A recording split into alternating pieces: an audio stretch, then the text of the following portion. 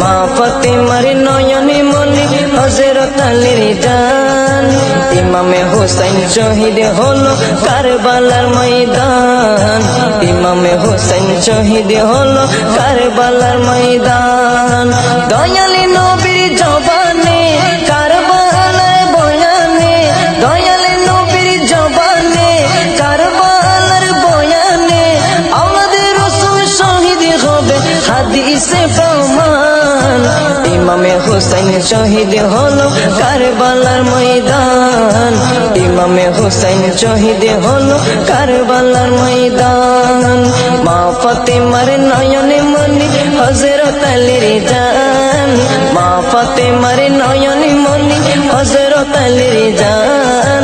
ইমামে হোসেন শহীদ হলো কারবালার ময়দান